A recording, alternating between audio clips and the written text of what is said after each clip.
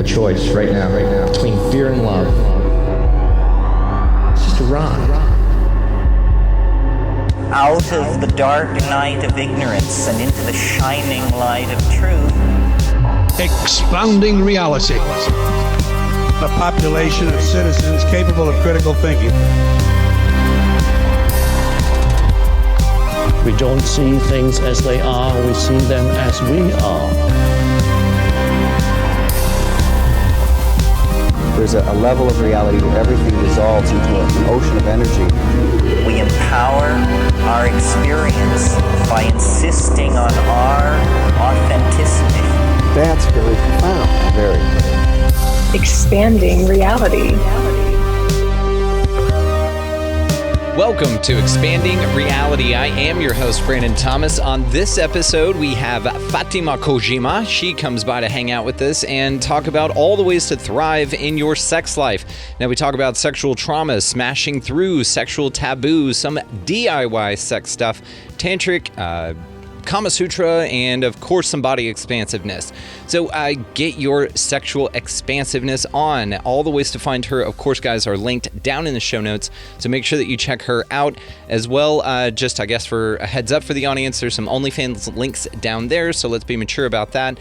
And then there you go. But she's absolutely incredible. You guys will definitely want to hear this episode and then connect further with her. She's a phenomenal resource in this realm, and I really hope that you'll all take advantage of that.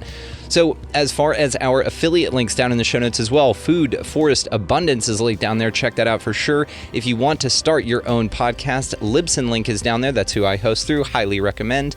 As well as if you are going to buy any damn thing at all on Amazon, do it through our link. It's also linked down in the show notes. It helps the show for something that you were going to do anyway. So that's awesome. Easy one, right? And if you want to expand your experience with us here on the program, you can do so at expandingrealitypodcast.com, also linked down in the show notes. That is going to be where Rokfin, all socials, merchandise, all that stuff, the lives that we do on Rokfin, the premium content model, are reposted there, so y'all can go watch those there for free, as well as some Too Hot for YouTube stuff, so make sure you check that out, and everything else. So let's get to this incredible conversation, guys, with Fatima Kojima.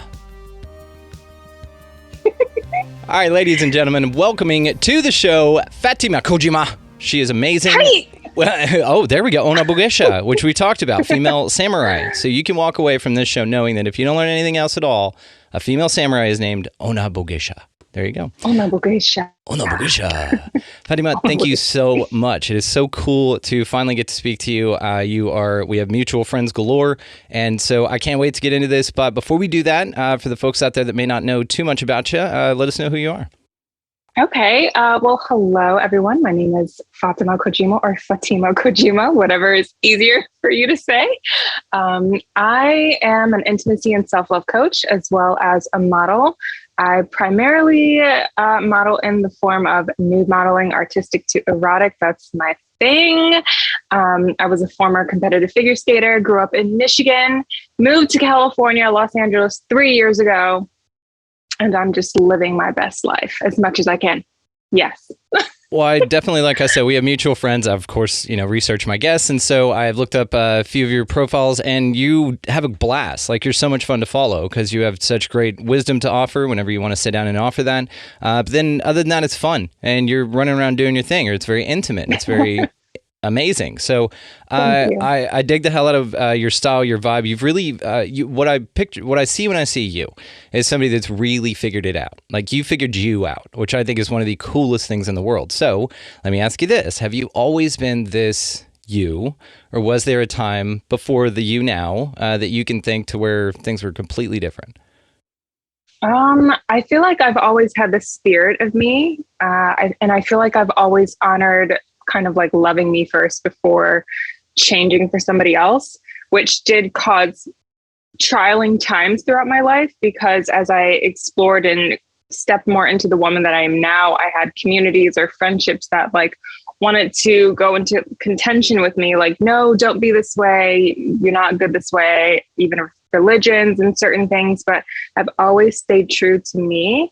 But of course, like, just going about my journey, I've explored different things and whatnot, but I feel like I've always pretty much just been true to myself. I like it. I dig it. Sometimes that's innate in folks and sometimes it's not, and something they discovered later through whatever means. But I was just curious about it. But I dig that. So tell us about your heritage. Okay, so I am a multitude of things. I am part Japanese, African American, and discovered that primarily from Nigeria and a little bit of Ghanaian. So that's really cool.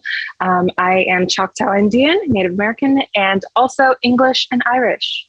So I mix up, and I have a smidget of South Korean. So I like to claim that when I can. I love my K-dramas.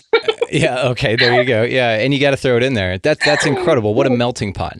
So how do you feel that your cultures being so diverse has prepared you to interact amongst people who don't necessarily have that same background and that understanding? For the growing up, it was really easy for me. I never really had like complexes with my identity or connecting with people and fitting in or them understanding me, etc. But as I've gotten older and more recently within the past few years, I noticed that people either, well, one, I don't know if this is really answering your question the right way, but one, they'll either like not even see me as anything that I am. So it's so interesting that people will kind of view you as what they are like used to. Like out here in California, people will think, oh, are you Filipino? Because there's a lot of Filipinos out here in California. Back in Michigan, people will just, think, oh, are you just Black and Japanese? So it's interesting how people, depending on their regions, will, I might have to kick my dog out. Depending on their regions, they view me in different ways. And it also has been a little tough just because seeing more and more as I get into adulthood that there's these like communities, and I don't necessarily fit into fully the Japanese community, the African American community, the Native community. So I often feel like an alien, and I just usually claim myself as multicultural. I never like really pick one over the other. That's nice. You have like cultural wanderlust. I dig that. Yeah. I'm a nomad in my cultures. Well, but that's what's so wonderful about it is because you fit in everywhere because you're from nowhere. You know what I mean? Yes. Yeah. Yep. I dig it. Okay. So let's talk about sex. What got you into that? Besides the obvious that it's super dope, what made you take the direction that you did with it in your personal life? Yeah. Yes. So for the modeling aspect, I got into modeling young, around 16 years old. And as soon as I was of age, we'll just pretty much say I started to do nude modeling. And I've loved it ever since. I feel that there's something so just beautiful about seeing the body as is, captured, timeless. And what I love is that, like, seeing, for example, like images of me throughout the years, it's like a moment captured of my body in each era that I've been in. And I just think that's so, I don't know, special. And so I've gotten more into erotic nude modeling and such things as I've explored my sexuality and my journey with self. There was a time period where my sexual energy was completely cut off. I had a head injury literally almost 10 years ago, which is crazy. And during that time period, initially, my sex drive was depleted. And it took me going into a self-pleasure journey within the past few years to reconnect to it, even to where my partner and I have been with the same guy for 11 years now. We were not having sex for like a long time because of the head injury. And so I got to a place where I'm like, what is happening right now? Like, I am a young woman. I should be thriving in this chapter of my life. And I went through the journey of self-pleasure to reconnect to myself. And that then sparked me discovering that I want to be an intimacy and self-love coach, because it was more than just having an orgasm and feeling good. It was self-love and getting out of the blockages in my head, understanding that masturbation isn't a bad thing, and really appreciating my body, how it looks, all of that stuff. And I realized I want to help people reach what I've reached also. It's incredible. Yeah. I have a joke for you. So what do you call a cow masturbating? I was going to say a milkman, but that's not a cow. I have no idea. Beef stroganoff. So that's our segue into what led you into your self-pleasure journey. So what led me into it? So I moved from Michigan to California, and I feel like that just really shifted really everything for me. I felt more free here. I felt more open. I felt like I could really just discover myself out here, and I didn't feel limited to the societal structures that were at home, so to speak. No disrespect to my at-home Michigan lifestyle, but it just isn't for me. And so once I got out here, I told myself, I don't want to be what I've been all these years. I want to be sexually expansive. I want to be embodied. I want to reconnect with my partner. I want to also be able to give pleasure to myself without needing to go to my partner if I should want to. And so that's what began the self-pleasure journey. And it really led me into the coaching, because for the longest I was fighting the niche that I wanted to be in for coaching. I went into life coaching and I'm like, no, that's not really it. And then I went to personal training. And I'm like, that's not really it either. I was like fighting my true offering that I wanted to give. And then it just all came full circle with the modeling, the self-pleasure journey, and then bam, intimacy and self-love coaching. It's amazing. It's like it was right there the whole time. So you just put all of these things, coaching and training, into your sexual expressive lessons. It's fascinating. So what made you feel like that it was necessary to identify that particular part of your issue? Was it because if you had no sex drive, was it a concern at that point with the head injury? Or was it just a non sequitur? Like some people without a sex drive just won't even think about it. Like it's just a non-issue. So was there an issue? I mean, obviously with your partner that had to have spawned it, right? No. So it was primarily from the head injury. After I had it, I was feeling pain like in my atama, which is head, by the way. So I was feeling pain in my head nonstop. So I couldn't even go down into like wanting pleasure, feeling it. And also at that time, my partner and I weren't really as equal energy exchanged. He was still coming to the idea of fully committing to me. So that was, of course, playing a part. And also I was exploring my faith. So I was heavily involved in the Islamic faith at that time. And that also created a divide or a separation for me wanting to experience pleasure for myself, because I'm wanting to abide by the customs and lifestyle of the Islamic faith. So once I broke free from religious constraints, as I would like to say, and once my partner and I got into a more solidified place, and once I gained power over my head symptoms and sensations, I was able to finally like step into my body and me again. Let me ask you this. If it's too personal, just let me know. How long was it between orgasms for you within that time period? What's the longest stretch you ever went on? Like being sexually active, you mean? Yes, ma'am. So I would say in the first year after my head injury, my partner didn't have sex. My partner and I did not have sex for a full year. And then it might be like only 3 or 4 times a year we were having sex for like the next 2 or 3 years, 4 years after that.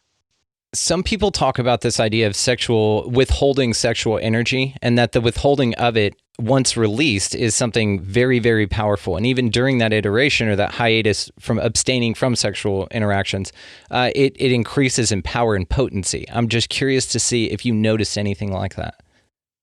I actually, I didn't notice that. I noticed it when I started going into my masturbation practices. When I started to have sex with my partner again, it was honestly miserable because I was suffering from dyspareunia, which is vaginal pain, and I was experiencing vaginal dryness. My, if I could say it, my pussy was not doing what it did before. So it was not like something that I was looking forward to. So I was really just going into sexual activity to please him because I know that he needs that and I want him to have that.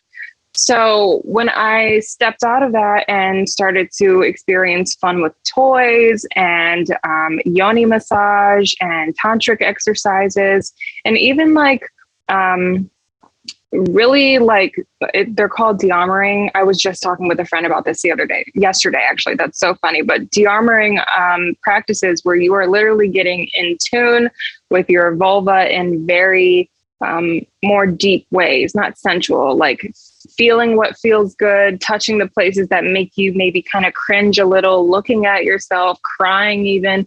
When I started going through all that, then I got to this place where I felt like a huge release and all this power rushed into me. And it's been so much better for me and my partner and I. It's amazing. So let me ask you that. Do guys experience this as well? Oh, yeah, definitely. Of course, it can be from different things. Maybe even like I was talking with a client, and he has been having an issue because he's so used to his partner that he had before. So he has blockages connecting with new women because he's, still having a hold to his prior relationship.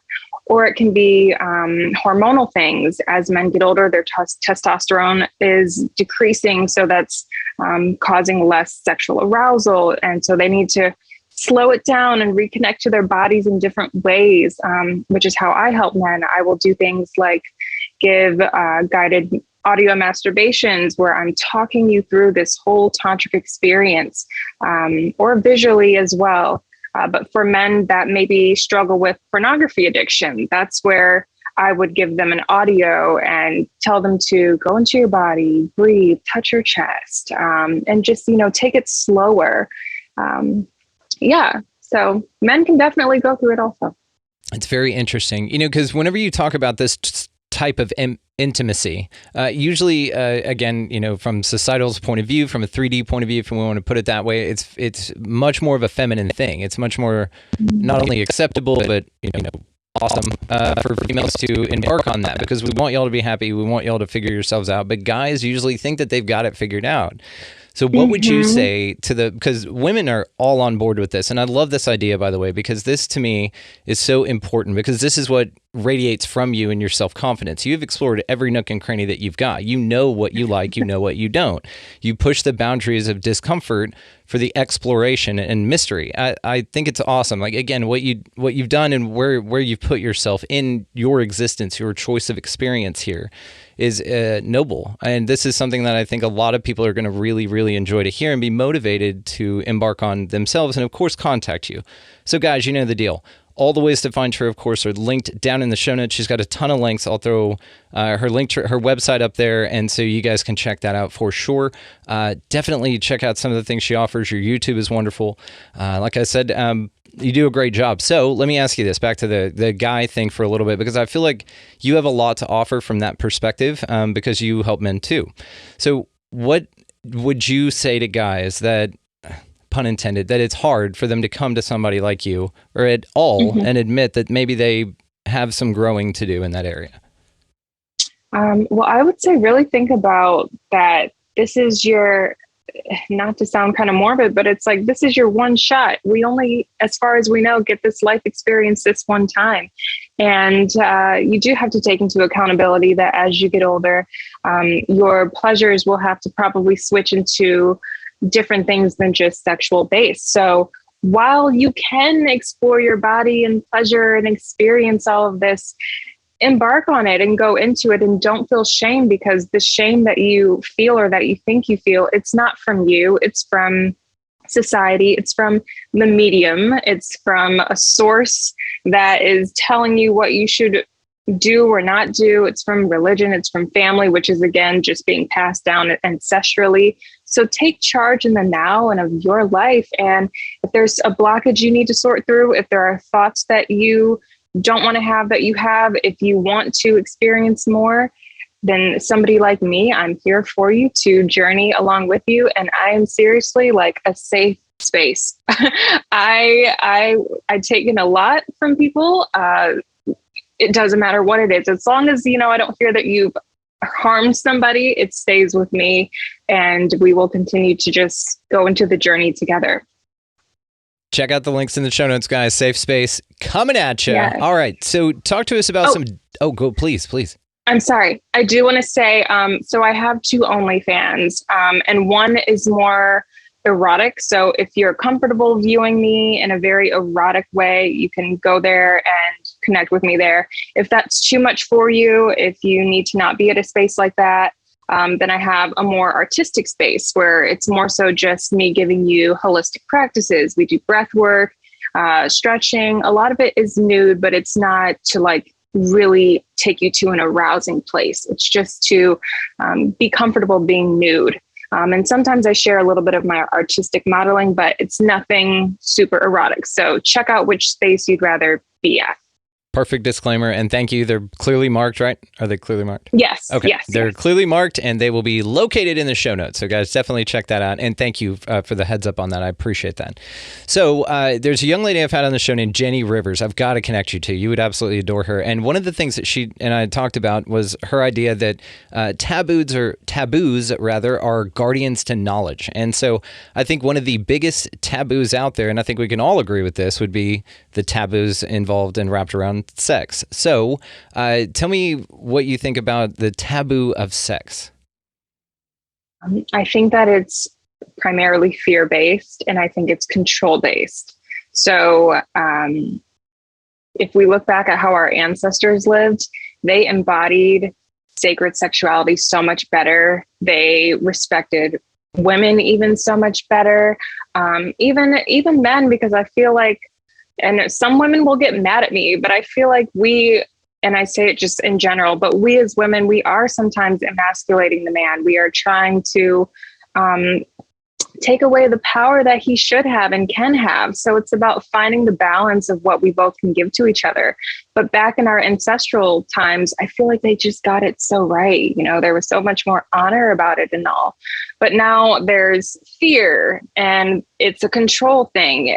If we allow humans to be in their sexual expansiveness, sexual energy creates creative energy. We literally feel, I don't know, when you have a really good orgasm, you just feel like powerful. You feel like free. You feel good. You don't feel controlled. And if we felt that more, if we were able to, we wouldn't be controlled as much, probably, just innately. So it's all about fear and control for what those taboos are and why they're set in place, from my opinion. I agree with your opinion. And that assessment follows through into culture, religion, a lot of things. And you're right, way more in modern times and only primarily in this culture. We have a very, stuck up way of looking at it. It's really, really interesting. But yes, it does seem to be a fear-based type of thing. So do you think that how do you think that it's manipulating us? I think that it is limiting us completely. And we are essentially becoming humanized robots. We're not able to think for ourselves.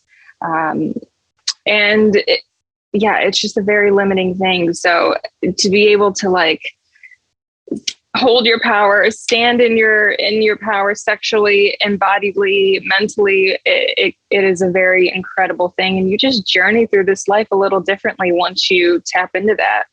Yeah, hell yeah. I love it. Yeah. And you look at dystopian future type stuff. Like, have you ever seen the movie Judge Dredd? It had the one with Sylvester Stallone and Sandra Bullock. It was like a while back. Okay. But I love both of them, so I'm going to need to watch that. It's silly. It's fun. Oh, okay. Don't go into it thinking you're going to learn anything awesome or life-changing. Go into it knowing it's a nothing box, and just hop in that nothing box and enjoy that you're just not thinking about the world ending. So, gotcha. But in this, and why I bring it up is because this is allegedly in the future and all this, in this comic book world or whatever. But what they do to have sex in the future is they put on these VR headsets, and they've got sensors and everything. And then they do it virtually. Nobody has actual sex in the future. And they do this for a couple of reasons. Well, what they said is to control breeding, because there was a breeding issue or something like that. And so they did it for overpopulation, but also that it was more hygienic and stuff like that. But this is a way, and I agree with you on your assessment, this is a way that they are disconnecting us from our authenticity. They just try this all the time. And so, of course, something is natural and beautiful and life-producing. I mean, it's one of the most sacred things, right? Yeah. Mm-hmm. Yeah, that it would be Definitely. hijacked. Yeah. Mm-hmm. So that's on your list for this weekend to watch with the boo there. So let's talk about DIY sex stuff. So some tips, some tricks. What's your favorite? What you got? So they kind of mix also with what would be, I'd say, more embodied practices also for self-love. So one that's been just like sticking with me lately that I want to do for myself again, fire burning ceremony or fire burning ritual. That is where if you have a sexual blockage, like let's say for me, for example, it was pain during intercourse. I want to hold power over this. I want to get wet. I want to feel the pleasure. I don't want to be in my head during the sexual experience. So you get a sticky note, a piece of paper, whatever, and you write down just in short, vaginal pain, or you write, I want to let this go. I want to hold power. And you get a little cauldron or a little something and you put it in there and you light it on fire and you watch it burn, and you're seeing it, but symbolically when those, they're going to come up again. Those thoughts are going to come up again in those blockages. But when they do, literally remember that you burn this. And when you burn something, it's obliterated. That's also why if I can just say, I don't believe in an eternal ongoing hell, because fire obliterates something. So that's a good point. Yeah. So that's how I look at things in that aspect. But so that's one thing that I do that can connect you, one, not just to yourself sexually, but to your mental, you gain mental power and sexual power in this practice. Another I would say would be dance ceremonies. I love this. Just, putting on some music, and it can be whatever music you need it to be. It doesn't have to be a certain kind. If you need to rock out, some days I'm raging out to rock music. Some days I'm getting sultry with jazz, some days I'm being goofy with Britney Spears, whatever music I need to feel, and try your best to shed the layers. And if you can look at yourself in a mirror, that's wonderful. If you're not there yet, don't worry about it. Just feel and move and just groove. And that's going to start awakening your chakras, and it's going to get you out of your head, get you into your body. And that is what can lead you more into going into your pleasure. So cool. Ooh. What? We like it. We like it. We like it. Okay. So I'm curious about tantric sex. I honestly have heard it. I've heard Sting does it. I hear that you have sex for like 37 days in a row with no orgasm. Like what's it about? What's going on? Dispel some myths. So what I love about Tantra is that it is to be more sacred, more embodied, and not just focus on the orgasm. A lot of those like stories you hear are very extraneous. Like that is totally a way to go about it. And that is a very fulfilling way to go about it too, to reach the goal, so to speak. But you can also just do short daily Tantra practices. If that just be a 5-minute massage, and not just like, oh, I'm horny, let me grab the toy and use it. Or I'm horny, let's just get together and bang it out. Like, taking time to connect to each other, maybe eye gazing, massaging each other. And of course, people don't really realize that when they do those things, like when you go and give your partner a massage, they think, well, I'm just giving her a massage. You're going into Tantra, like that's a tantric practice. So people don't realize a lot of times that they're doing tantric things. So that's what I think is very interesting. So once you're aware, just put more intention into, I'm really giving her this massage from head to toe, to not really focus on me and what I need, but to focus on her and give her fulfillment and pleasure. And there's so many layers to it. I'm also as well learning still Tantra myself. So it's a very fascinating, wonderful thing, but it's totally beyond just like orgasm. Yeah. Very cool. So every time I'm just giving my wife a massage because I love her, Tantra. I love it. Tantra. That's literally, right. It's a form of Tantra. Going into breath work, stuff like that. That's all Tantra. Sweet. Which I think is so cool. Yeah. It is so cool. I'm a sexual god. No big deal. Okay. So let's talk about Kama Sutra. So what's your take on that? What's going on with that? So I would love to explore Kama Sutra more for myself. My partner, I'm trying to get him expanded, man, even into the BDSM life. I am all for BDSM life and he just doesn't understand it, but that's another subject. But for Kama Sutra, I think that can be so incredible too. But I would say for people wanting to try it, if you're wanting to do just, basic, very simple poses, that's one thing. But if you're wanting to do back bends and crazy things, please stretch before, watch a tutorial. Don't just look at a picture in a book. We now have visuals that you can, look it up on YouTube and you'll see how people are getting into the pose, because you might pull something or do something and you just don't want that. So that would be my advice for Kama Sutra. Yeah, cut your intimate evening pretty short. I got a Kama Sutra pop-up book, which I thought was pretty cool. And yeah, their legs bend in crazy places. I don't picture anyone trying that, or they're thinking they could. The overconfidence saying, "Oh, hell yeah, I got that, man." It just don't bend like that, honey.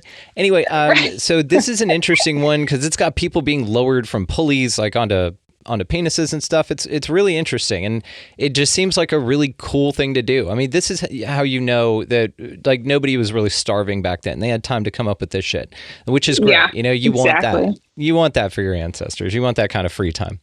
So, talk to me about body experiences. So what are some various body experiences that we can engage in to be more intimate with our partners or just connect a little bit more? Okay, let's see, what else can I come up with? Definitely, like I said, to me, people don't realize that simple things like eye gazing and sounds can be such a strong way to connect to each other. If you're noticing that you never look at your partner while you're making love or having sex, that's a disconnect. You're probably more in your head and you're more focused on, not in a bad way, but you're more focused on your sexual pleasure and you're just, in your feeling than really connecting to your partner.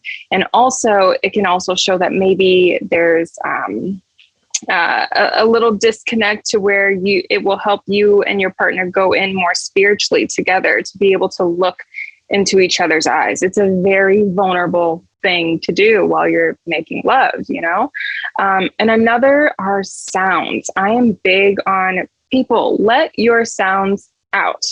Okay. And that doesn't have to mean you're screaming to the top of the roof like you may see in porn. It could be just letting out your gasp, letting out whatever's natural. And that is going to arouse you more and it's going to arouse your partner. And you're literally exchanging your energy together when you do that. Yes. Yes, 100%. Good call. Absolutely. So I want to know your thoughts on promiscuity. Okay. So promiscuity, I would say that, to each their own, whatever you feel is good for you. I always encourage, no matter what it is you're doing, be safe about it. I don't think that you need to be reckless just because you want to be promiscuous. You can still make sure you're honoring your body and your temple as much as you can. I'll just say from a personal place, I'm somebody that I realize I cannot be too promiscuous in the physical. Visually, I can be, which is why I, of course, have my OnlyFans. I'm very comfortable at this point visually showing it and expressing myself provocatively. But when it comes to full in-person body-to-body union, that is something very tough for me. It has to be a spiritual energy exchange. There has to be something beyond physical, because if not, I leave and all of my my running thoughts of shame, regret, all of those things start to come in. So that's my take on promiscuity. More so just always make sure you're being safe. Know about, STI health, know about birth control prevention if you want. Just be aware of those things. I feel like, not to turn this into a health topic, but I feel like a lot of people don't realize that you can even still transmit a lot of STIs with a condom on. So be aware of your body. Really ask yourself, is it really serving me to connect with this person? Are you really gaining something out of it? Because you might have more to deal with after the sexual experience. Even if you were safe, so to speak. So really checking in with who deserves to experience your body in this way. That's my take on that. Okay, I dig it. And I agree. Yeah, absolutely. Thank you. I wanted to ask, so we know that So when a lot of people start exploring their sexuality, and whenever they hear someone like you speak about it, they think that it's this long session, drawn out, all that kind of stuff. But which it is, and it should be. It should be this thing that you embark upon to explore each other, to commit time and intimacy to your partner, because it's a wonderful way to connect. It's a wonderful way to connect, and take your goddamn time. Don't, skip out on Law and Order one night. Just one night. Yeah. Just watch it again. That's the beautiful thing that we don't have network TV that airs only once thing now. So spend some time on that. But my question is, what are your thoughts or feelings about Quickies? Every now and then you got to go have the quick hey. What are your thoughts on it? I'm not opposed to them because I think they can keep your connection fun and alive. I think it's good to have a balance. I think if you have too much, long, we'll just say tantric experiences that, humans like to do something a little daring. They like to be a little, we like to have fun. So yeah, if you are turned on and you want to quickie with your partner, you can go into that, but you can still go into it sacredly, embodiedly, whether that being, kissing her or him with intention, not just like, I'm just taking you for your body, like always still connecting to the person's spirit and letting the love still be there, so to speak. But yeah, you can have quickies and it can be really, really great. Sorry, my mind's wandering to a quickie I had recently. No, it's all right. Yeah, remember, guys, you're on the hike. You can throw them against a tree lovingly. So just remember that. Right. Okay? Exactly. And it is strongly encouraged. And hell yeah, it's fun. Doing the car thing. I mean, all that stuff. I won't share that story. So anyway, so let's talk about what you do outside of sexual stuff. Let's just put it that way. What do you enjoy outside of that world with your clothes on? Let me put it that way. Yes. Outside of that, I'm a really chill person. So I like to do chill things like just going on walks with my dog. I'm very much so, like I said, intrigued with learning more about my East Asian culture. I was heavily brought up with my Japanese culture. So I'm wanting to learn the language more so that my mother and I can go back over to Japan and visit family that we have there. I'd love to speak fluently with them. So that's really like my biggest pastime is learning and exploring more about that. And just keeping my health in shape. I tell people this a lot now, but I would love to step into motherhood at some point. So I just want to make sure that my body can handle a pregnancy because I have fear centered around that. I'm sharing my blockages now because of my head injury. So I feel like, I'm not going to be able to bring a baby to full term. I get these chronic head pressure, migraines, and all types of things. So I really just try to keep my body in a healthy place so that I don't have fear so that I can do that. It's really more so mental than physically. I need to get through the mental fears I have with pregnancy. Well, it's interesting. Do you embark on plant medicine ceremonies at all, ayahuasca? I haven't done that yet. Hashtag recommend, especially for what you were just talking about. I'll I know the director of the Ayahuasca Foundation in Iquitos, Peru, so I'll hook you up with him so you can go down there and do it the real way with the real guy. Okay. Awesome. Yeah, Thank you. His facility is where they filmed that Down to Earth with Zac Efron. Oh, Yeah. Okay. Dude named Carlos Tanner. Unbelievable. You'll love him. I think this is interesting. This is an avenue I think that you would really, really benefit from in all areas and applying it and integrating it into your work. Yes, absolutely. Because, I help people with their blockages, but I have my own too. And one thing about me is I'm never scared to share them. Like some people that feel they're in a position of being a guide or a healer or a teacher, they feel they can't share that vulnerability. But I'm always like, I can help you here. Now somebody help me here. So thank you so much for that resource. Oh God, yeah. Your soul family. We'll get you hooked up with anybody you want. So I wanted to ask, so what is one of the most fascinating things doing the work in the study that you do that you found out about either sex or the human body or anything that just blew you away that you would not have known otherwise had you not embarked on the journey that you are?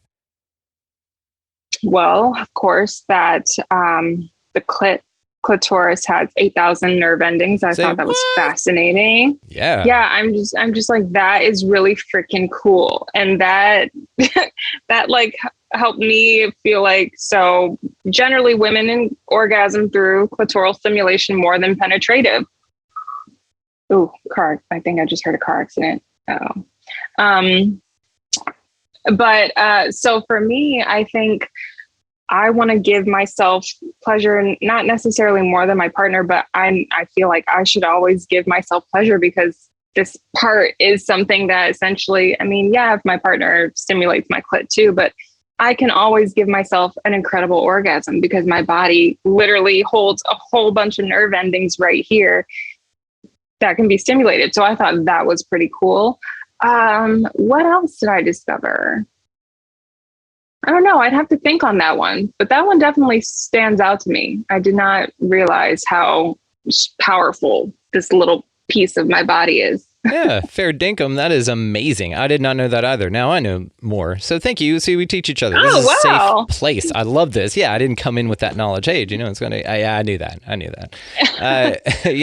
I mean, it's fascinating, though, and the human body is amazing. And whenever we talk about it, the exchange of sexual energies, that is one of the most incredibly powerful things that you can express in this realm, I believe. And so to hold the keys to that and to be somebody so confident as yourself in it, I think it's wonderful and beautiful.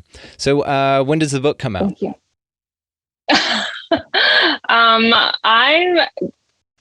I actually have always loved writing. I literally have books at my mom's house. She'll show me pictures sometimes like, do you remember writing this book? It's like a binder this thick. So I would definitely love to incorporate writing at some point. I think more so even writing some type of like erotic novel, because I get all these thoughts in my head and I'm like, my relationship, we have our limitations. So I'm like, I want to like go into this fantasy place and put it in a book. So it's something in the works. I don't know. I don't foresee or know when, but hopefully in the future. Yeah. Okay. The new Danielle Steele, right? Wasn't that her? Yeah. Okay. Mm-hmm. Okay. Well, I think we'll probably cap it here. I mean, this has been an awesome conversation. I think you're absolutely wonderful, and we have a lot of stuff to talk about off air. So thank you so much for your time. Like, you're, of course, totally welcome back anytime you want. Thank you. Yay! Thank you so much. It's been really great talking to you. I love so much that I can connect with people that are talking about these things. Even at my photo shoots, like when I can have a conversation with a photographer and we're talking about sex in the body and I don't fear that I'm about to be taken at that point, like we're just talking and we can do this. I love it. So thank you so much. Absolutely. You're absolutely welcome. And thank you. Honestly, you're helping us shatter these sexual boundaries and these taboos. And we're just clearing them with these. It's like, yeah. The 3D. Yeah. Get out of here with that. Oh, okay. Doing this over here. Don't listen to the news. Deal. Sex stuff. Yeah. We got Fatima. We're good. So thank you so much. You're just another check in the box of observation and awareness. And I'm grateful that we've connected. So thank you. Sugoi. We like it. Tight. What an outstanding young lady. What an awesome conversation. All the ways, of course, guys, to find her will be located down in the show notes, so make sure that y'all check that out and research her further. As far as affiliate linked down there is our Food Forest Abundance. Check that out for sure. If you want to start your own podcast, do it through Libsyn. That's our link down there. I believe you get 2 months free signing up through that thing, so that's a good deal. And if you're going to buy any goddamn thing at all on Amazon, do it through our link. It helps the show for something you were going to do anyway. So that's awesome. It's a win-win for everyone. Also located down there, if you want to expand your experience with us here on the show, is expandingrealitypodcast.com. Links to all socials, Rokfin for premium stuff, as well as become an Expansive insider over there. We've got a lot of VIP stuff that we're doing, a lot of extra content, so you don't want to miss out on that. Definitely check that out. Linked in the show notes. So guys, go out into this beautiful place, whatever the fuck this is, and y'all pick up a piece of litter. Of course, be nice to everybody that you come across in your path. Help whoever needs it, because that's what we're here to do. And also open doors for people, buy somebody a coffee or a meal or something like that in line around you. It makes a small thing for you. Massive ripple effect in the collective. Also, make sure that you guys are going out there and getting the hell out of that left-hand lane. It's a pain in the ass. You got somebody behind you wanting to pass. Up the vibe just like that. Just get out of the left-hand lane. But above all and anything else, guys, go out into this a beautiful place, whatever the hell it is. And y'all just be good to one another. Thank you so much for listening, and we will see you next time.